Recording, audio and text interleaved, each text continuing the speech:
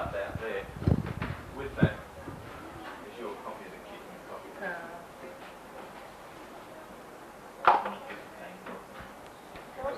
Originally Victoria. Yeah.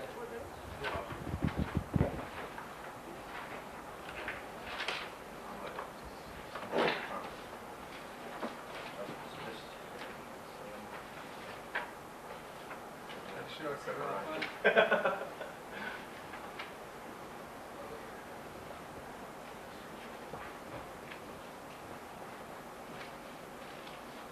What's the origin of the spell? It's German, means rock. Think of the rock in the head on top.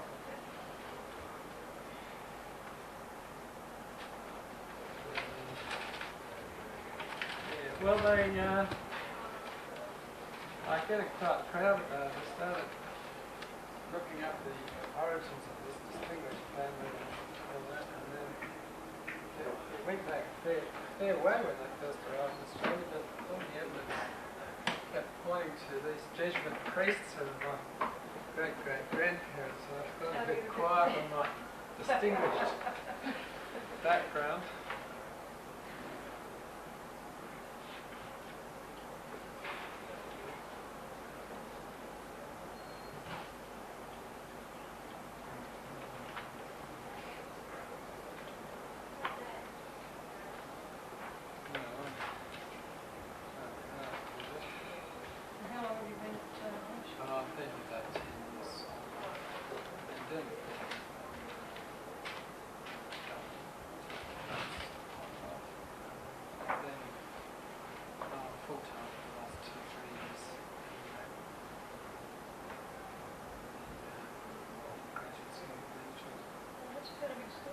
Yeah, we've got 400 students doing the MBA. A little bit of public sector intake, the union people.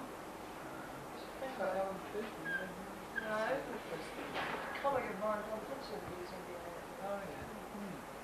Does he Victoria? He's in Commonwealth scheme in taking foreign industrial relations at Yes. We're in the headquarters in Commonwealth and Foreign Research, which is in the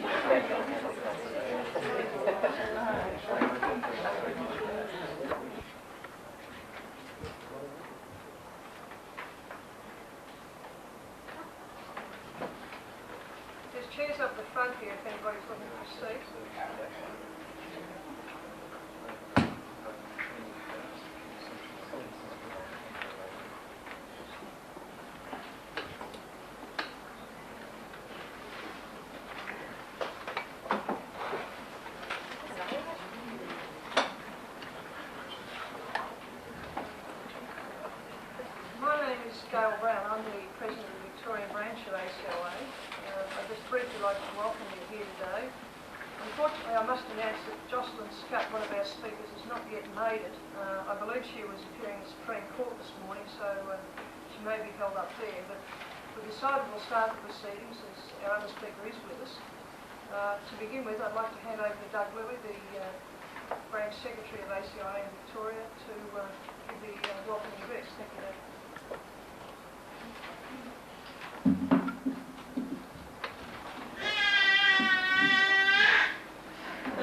We haven't provided childcare, obviously, contrary to our own policy. I'm pleased to be able to welcome you all here today for what is a very important event in the life of ACOA, the launching of the ACOA Delegates Public Sector Information Kit. I'd particularly like to thank our guest co-launchers, Professor Alan Fells and Dr. Jocelyn Scutt, should you be able to eventually make it, for making time in their busy schedules to help launch the kit today. All at ACOA feel very privileged to have them associated with this event. The information kit ACOA has produced will assist ACOA members and delegates to participate more effectively in the debate over the role of the public sector in the Australian economy. The kit marks the start of a long-term campaign by ACOA to defend and promote improvement of the public sector. Today I want to talk about why ACOA is committing resources to this campaign. The current economic debate is being overly dominated by a small group of very powerful people. This group of people have been broadly dubbed the New Right. They are currently exerting an influence on Australian political and economic debate far greater than their support within the community warrants. Central to the policies of the New Right is their push for a totally free market where most goods and services are provided by the private sector with little government regulation. They demand that all profitable government enterprises should be sold to the private sector, government services slashed, user pay systems introduced, and social welfare payments virtually eliminated. These proposals are accompanied by calls for the introduction of a tax system which would advantage the wealthy at the expense of low-income earners. These socially divisive and unjust proposals are sure to cause great social harm. The policies of the New Right have been implemented in various forms in the USA and Great Britain. In Britain, there has been massive privatisation of the public sector, increased unemployment and increased manifestation of social division. However, the British economy is still plagued by the fundamental problems these policies were meant to address. The booklet contained in the kit we are launching today clearly shows that the public are the big losers from privatisation in Britain.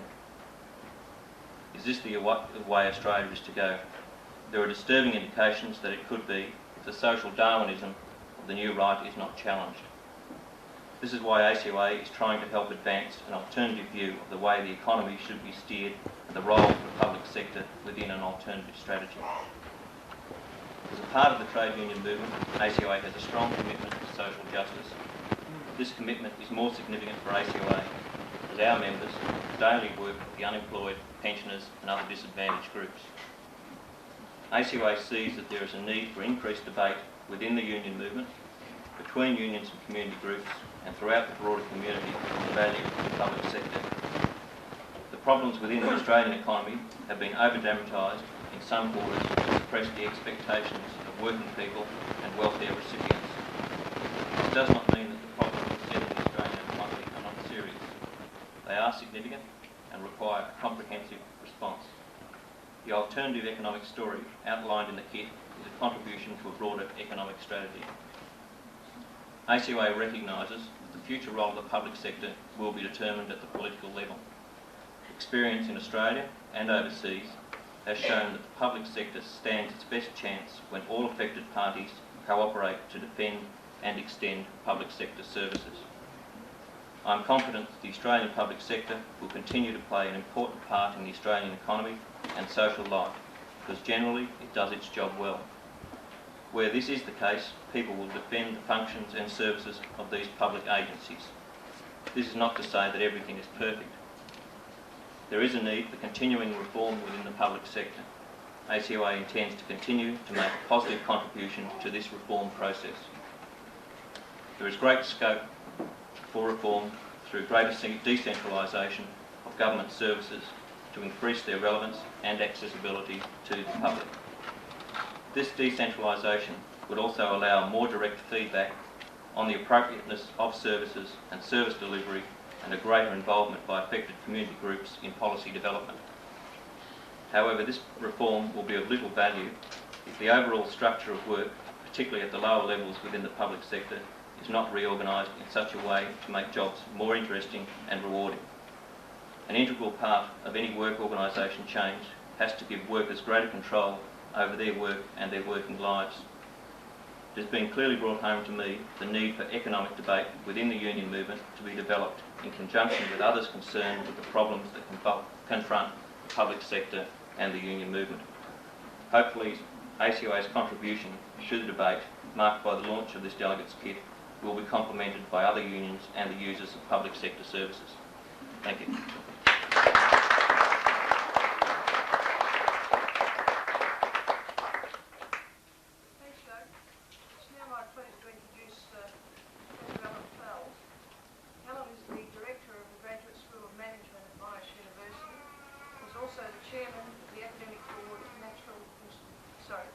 Chairman of the Academic Board, National Institute of Economic and Industry Research, as well as a Crisis Commissioner for Victoria. Alan's written extensively on public administration and public policy, and today in helping us to launch the kit, he'll specifically address the question of the size and services of government. Thanks very much.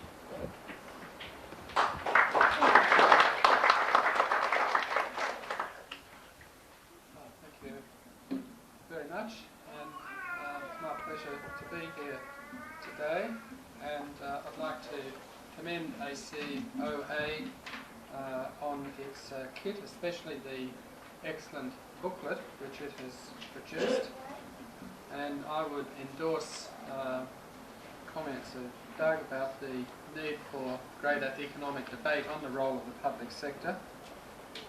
Today I just want to cover a few specific points and hopefully to dispose of a few popular myths which still get a fair bit of publicity.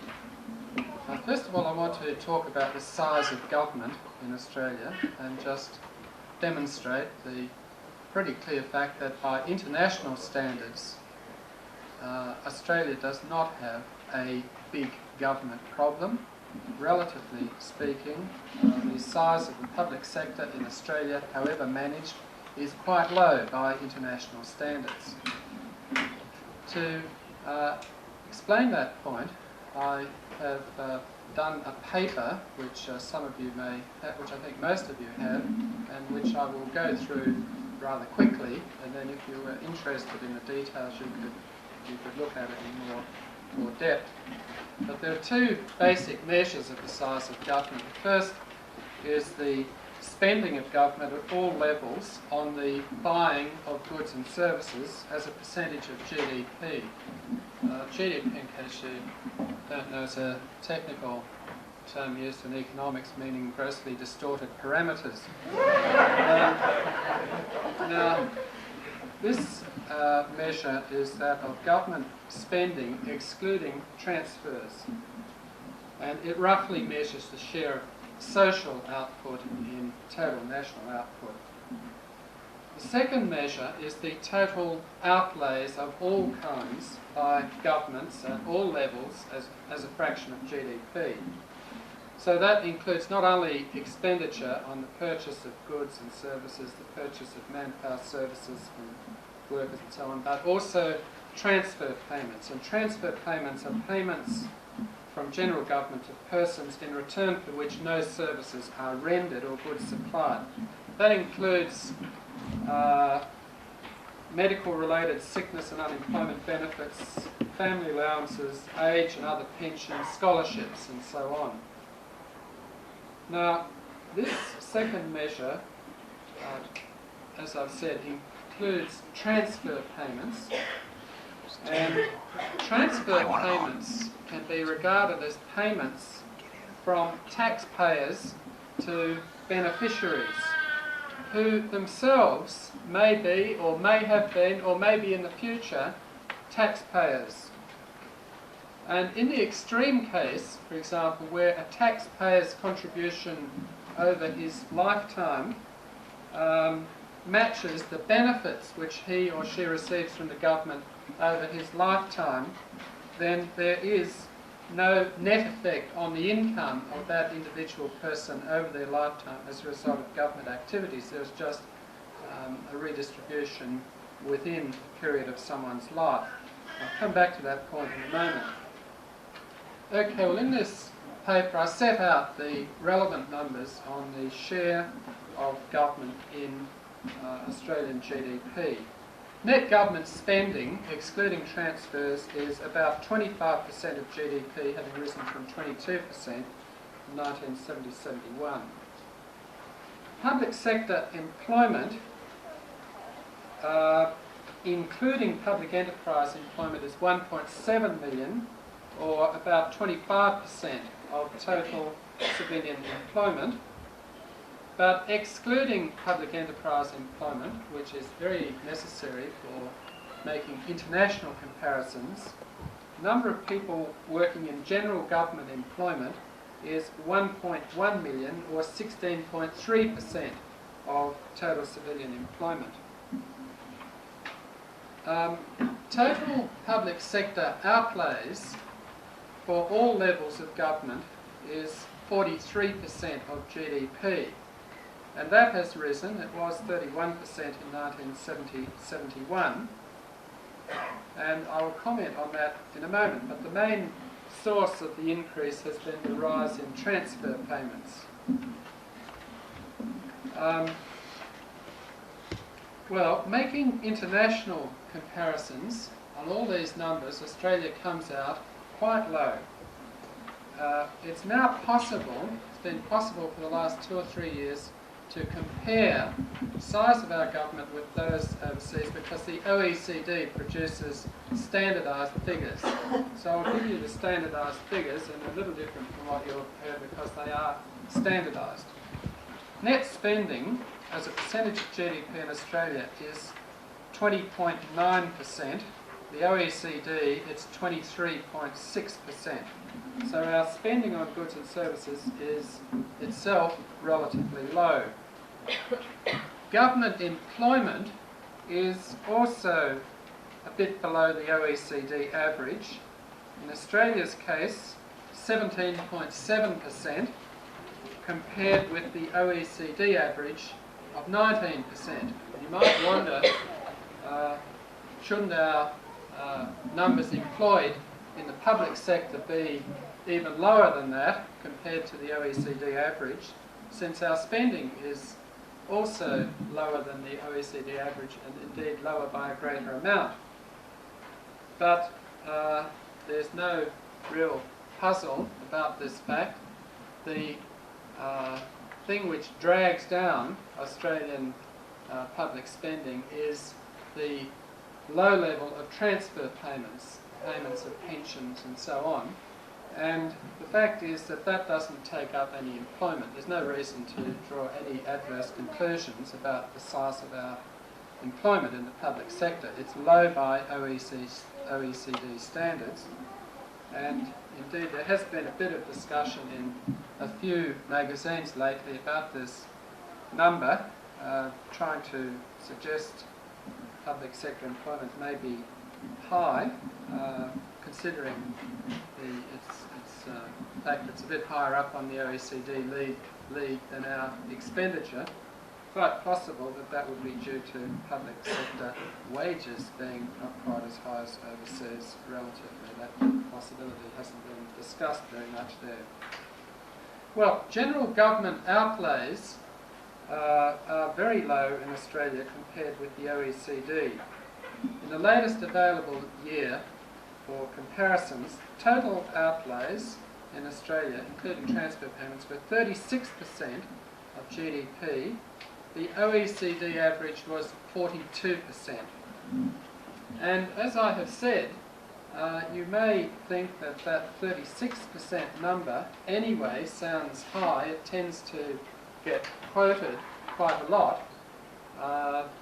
But this overlooks the very important fact that much of the transfer payment is simply a payment from one taxpayer to another, which tends to even out over the lifetime of the person paying the money, and it's not of enormous significance, and it tends to be overstated. The more important measure is the spending by government on goods and services as a fraction of GDP, which is about 25%.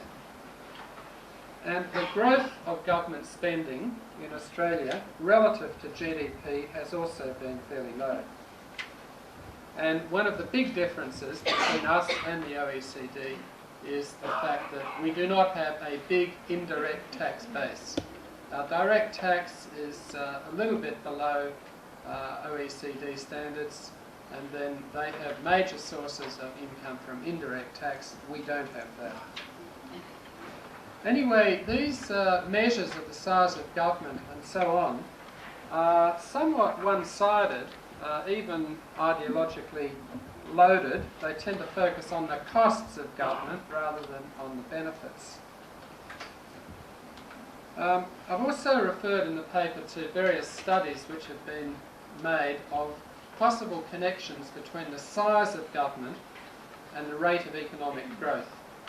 And a large number of studies have been done, and nearly all, practically without exception, reach the conclusion that there is no statistical connection between size of government and rate of economic growth, either positive or negative. The second half of my paper deals with some interesting recent information that the Bureau of Statistics has published about who gains and who loses from government spending and government taxing. And this study shows quite clearly that the general effect of government benefits and taxes is to redistribute resources from high income to low income groups. And if you look through the paper, you'll see, for example, on page 8, that there's a diagram illustrating the redistributive effect. You'll also see a similar diagram on page 10, which also shows the general redistribution which occurs from high income to low income. I make that point because there's a myth that the government doesn't redistribute income from high income to low income. This is not true. There's also a significant redistribution between different age groups. In particular, there's a redistribution to persons aged 65 and over, with the heaviest contributors being those aged 45 to 54 and 25 to 34. And that is illustrated in some detail in the paper. Besides its general importance, it also means that there would be very serious transitional problems if anybody sought to make major cuts in government spending so far as old people are concerned. I suppose it's imaginable that there might be a case if we went back to the beginning of time and tried to take people saving privately for old age and then getting the benefits from the saving. I don't anticipate that an issue. What is quite clear is that if one were to switch systems overnight, this would have a very serious effect on old people. There are also some other information which I've taken out, which shows the value of the benefits of education, health expenditure. And the value of education benefits rises slightly with gross income of individuals. It still falls as a percentage of their income. The value of health expenditure in dollar terms is about the same for all income levels. If we all get $100 benefit from the government's health spending, its spending on hospitals and other health services, then it's about the same dollar amount for everybody, irrespective of income, and certainly it's less in percentage terms for higher income groups. social security welfare benefits go predominantly to persons with low incomes, and total benefits are greatest to people with the lowest 30% of income. I suggest that those figures are worth having a look at, as also are the income tax figures, which show that the income tax, despite everything, is basically progressive, and the indirect tax is not at present highly regressive. It could be if the base were broadened, but at present the general effect of government tax policy is also somewhat redistributive. The implications are that one has to be very cautious about measures to cut government spending on a big scale. We are not so much, I'm not really referring to the expenditure cuts proposals for tomorrow night, which are at least being looked at carefully, but more dramatic cuts, which we're going to hear a lot about in coming months, like the abolition of Medicare, the introduction of university fees of $5,000 a year per student, the reduction of staff-student ratios in secondary and primary education to the levels that they were at 10 years ago. I think it has to be taken into account that those present forms of spending tend to have significant redistributive effects, as between high and low income, as well as between younger and older parts of the community. And if those cuts were linked with tax cuts which favoured high income groups, then the whole package would tend to be rather regressive and difficult to defend on social grounds. Now, the only other things I was going to say were that there are various proposals at the present time to cut income tax marginal rates. It's very surprising to hear of ambitious plans to dramatically reduce marginal and average rates of income tax at a time when the government is plagued by a very large deficit. This situation is reminiscent of the tax cuts introduced by Reagan in the US, the main effect of which was to increase the size of the US deficit. And one would like to know whether Sir Joe is going to give us our greatest dose of Keynesian policies ever by cutting taxes heavily and increasing the size of the deficit yet further. There are a number of other proposals floating around. One is the flat rate tax proposal. That's clearly regressive. It would clearly redistribute from rich to poor and raise taxes for a great number of people. Another proposal, which is clearly going to become prominent in coming months, it's just surfacing at the moment, is to cut out the exemption that people receive for paying tax on their first $5,000 of income. As you know, we all get that exemption. One of the important proposals is to abolish that so that we would pay extra tax on that in the hope that the marginal rate at the very top of the scale would fall. And one of the first problems with that is, of course, that you don't want people who are earning just $5,000 a year to have to pay tax on that. So it's usually linked with a proposal to give them a full refund. Now, that immediately leads to quite a serious problem, a problem which has a big bearing on incentives and economic efficiency. And that is that if I can keep the proposal in an oversimplified form, consider the position of someone on $6,000. He or she would be taxed 25% on the full $6,000, which is $1,500, paid $1,500.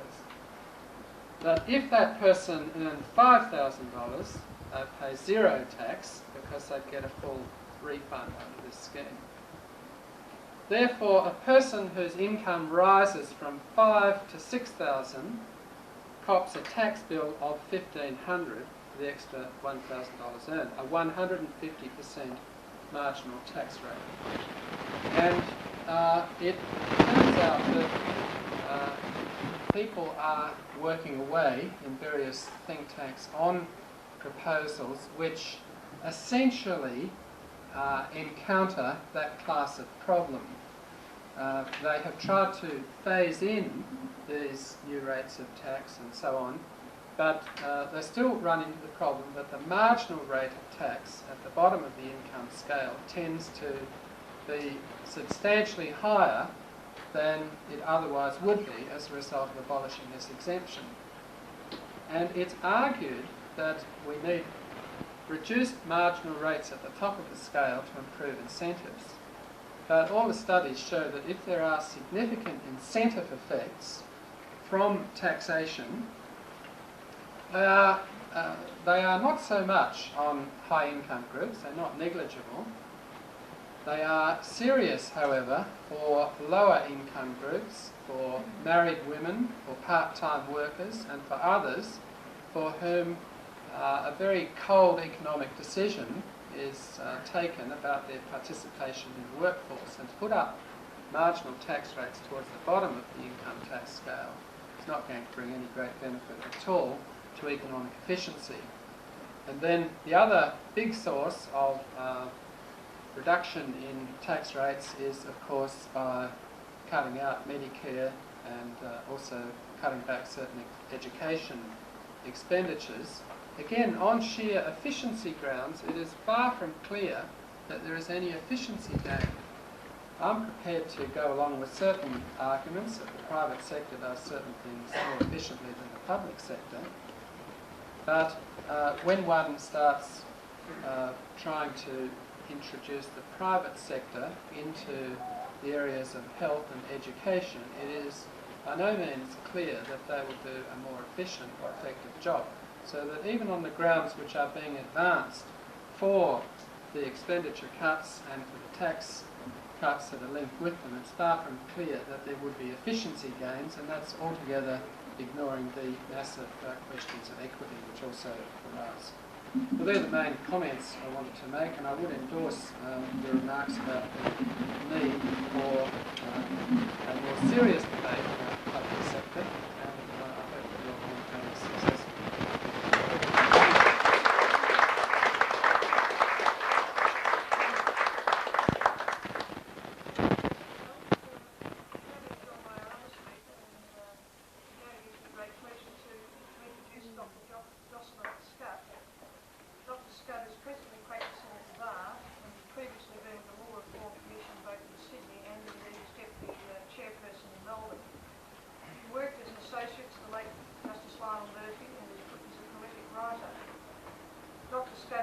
Extensively on women in war, incorporating government services to women.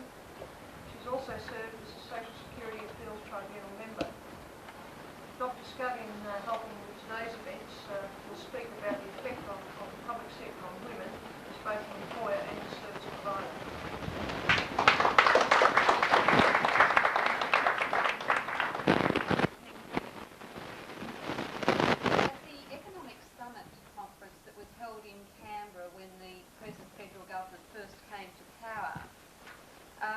Senator Susan Ryan was the sole female representative on the government side.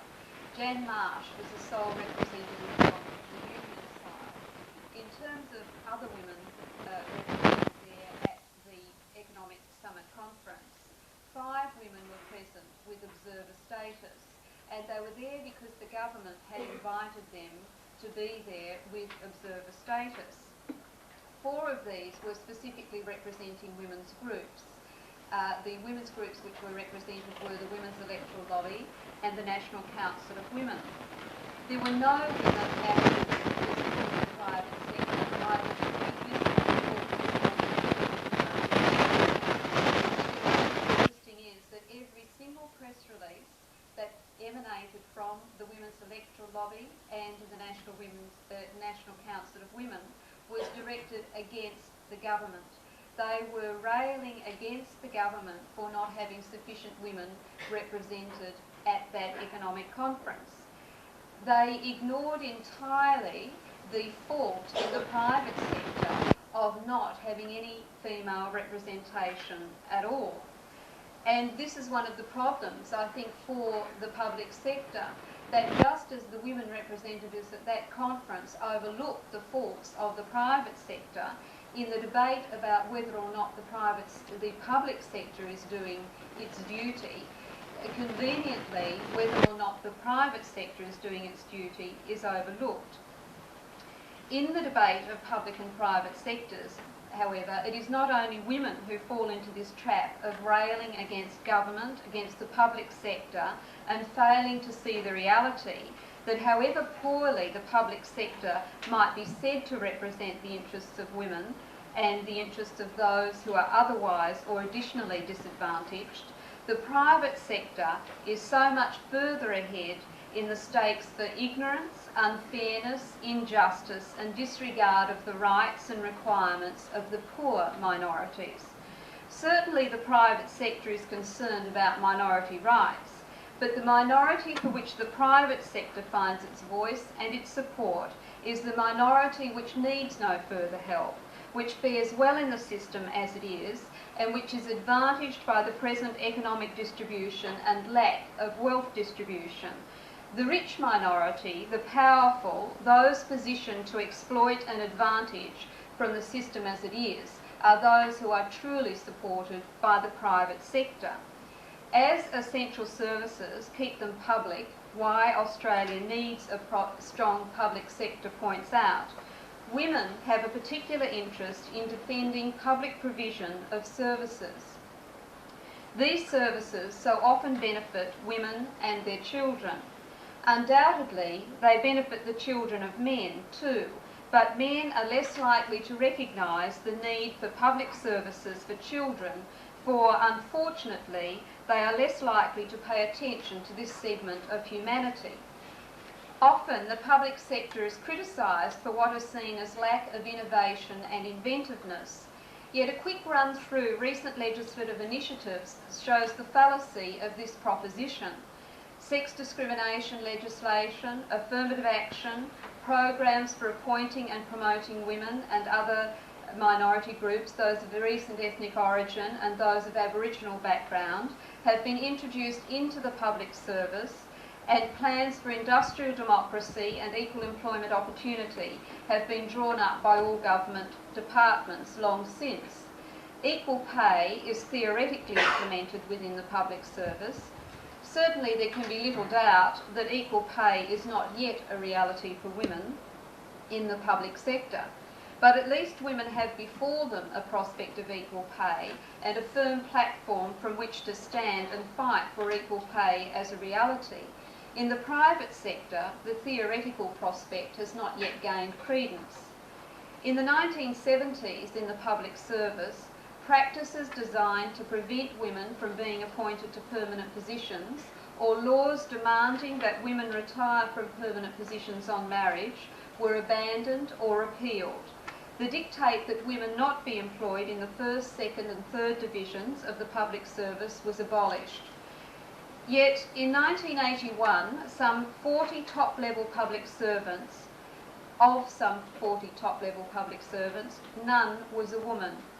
Of 1,300 second-level public servants, 22 alone were women. The same was true in the States.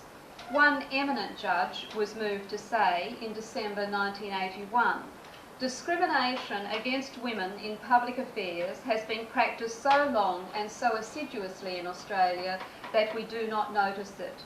And later he said in 1984, many Aboriginals, women and migrants complain that they are denied equality before the law and the equal protection of the law. The public service, federal and state, exhibits gross discrimination against women in employment.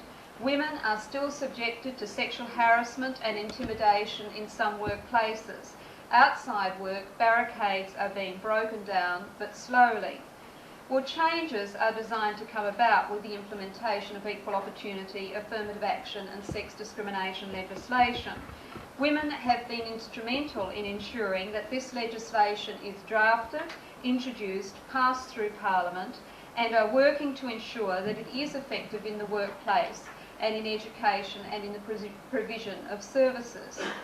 And lest I be misunderstood, I should make it clear that women do recognise that without some men in effective places, it would have been well nigh impossible to have this legislation drafted, introduced and passed, because as we all recognise, a majority in Parliament is not yet female, and therefore we are dependent upon those men who are capable of understanding the problems of lack of equal opportunity and who are sufficiently humane to support such legislation and such changes. And so many of the services provided through the public sector are essential to the well-being not only of women and disadvantaged minorities, but to the whole of humanity.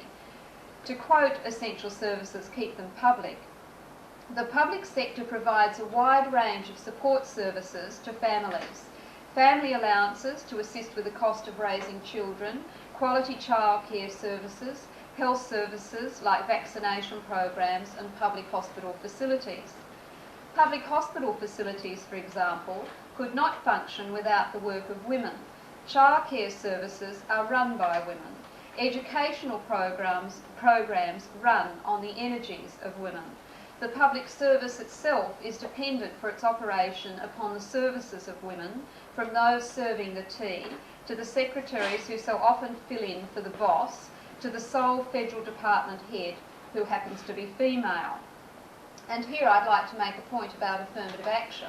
What has struck me is that affirmative action is so often fought for on the basis that all the talents and capabilities of women are being lost to the community, and affirmative action is essential to ensure that women's talents and capabilities are used.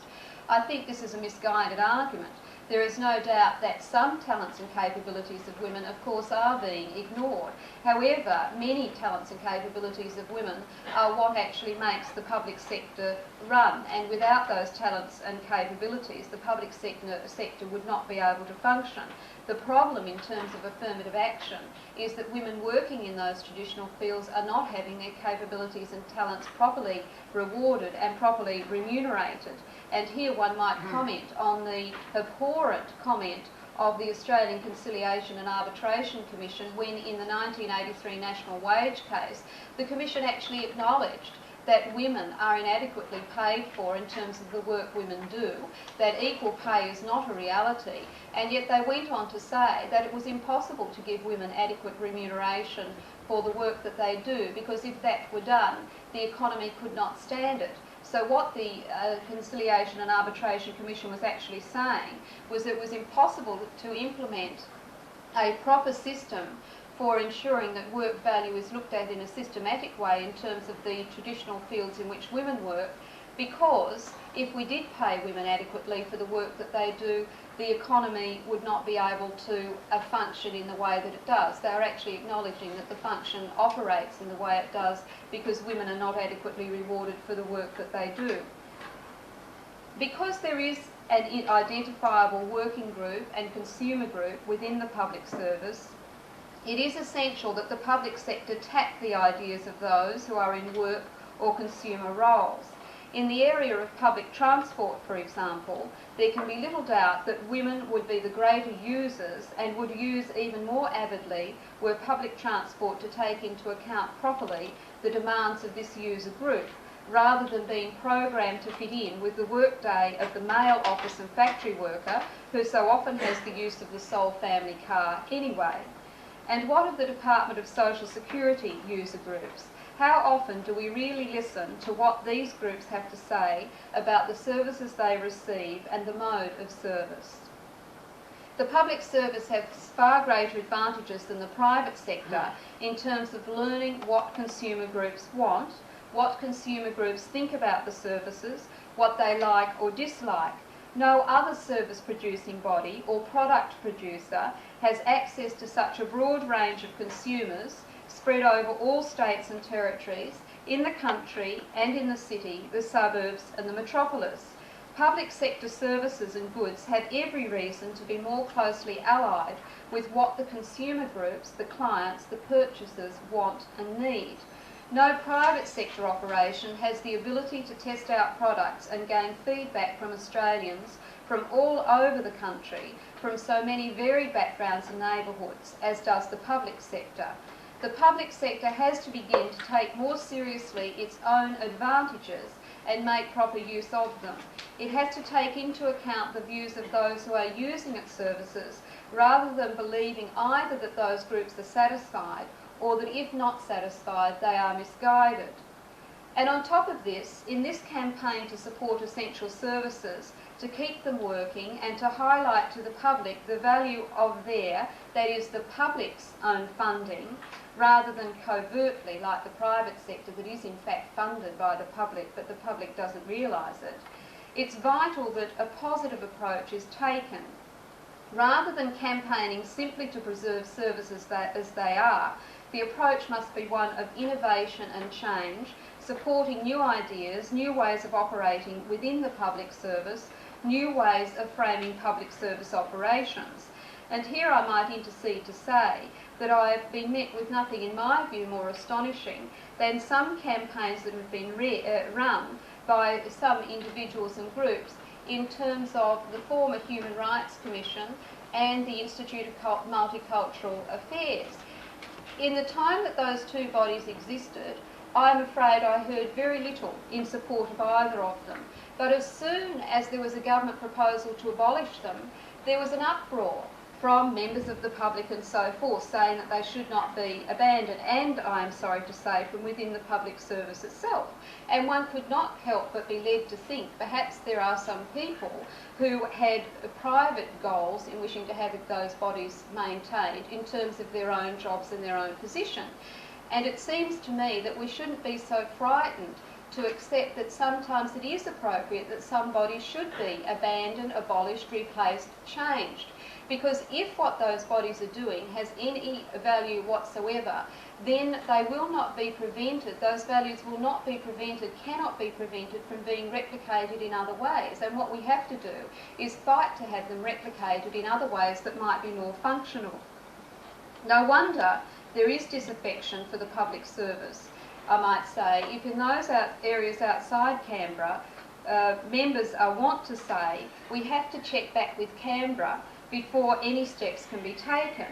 There must be greater devolution of decision making and the courage within the service at the top levels to accept that decision making at local level is likely to be as well done as it is in Canberra, or even, because of the local content, more so. It is also important to accept that mistakes may be made if decision making is the subject of devolution, but simultaneously new ideas may flourish, and I would want to say that new ideas flourishing would be more likely to happen, or would be far more likely to outweigh the mistakes that are made. It's foolish to imagine that the only ideas worth implementing emanate from the mandarins in Canberra. Those in Canberra at the top are not the only ones with ideas. There are others in Canberra, I must hasten to say, who do have ideas but unfortunately are not in the position to make those ideas known and to implement them. One might also not be blamed for imagining that those who are appointed to high positions in Canberra are appointed because they do have no ideas. Yet the public sector will die, and deservedly so, if innovative thought is not allowed to flourish and take root. Every public servant should be allowed the liberty of having 3 ideas each year and implementing those ideas. 3 mistakes in a row may rule out the chance of implementing an idea again, at least for a while. But the fear of ideas and the terror that mistakes may be made effectively damage the public sector and infuriate those having dealings with public servants. It also leads to a very great debilitating effect on the part of the public servants themselves, who do have the ideas, who do want to implement change, who do want to do their jobs in the most effective way, and are prevented by an inability to recognise that people at various levels do have abilities, ideas, and the wherewithal to implement change. So that what happens within the public service, unfortunately, is that those who come into the public service with ideas and enthusiasm sometimes have those ideas and enthusiasm destroyed on the way through the system. Public sector services are vital to all our well-being, women alongside men, children alongside adults. The value of this public sector campaign will be in its ability to convey to the public the essential nature of our essential services, that they are for the benefit of the public, and that the public benefit can only be enhanced if the community supports its own, our own public services. Thank you.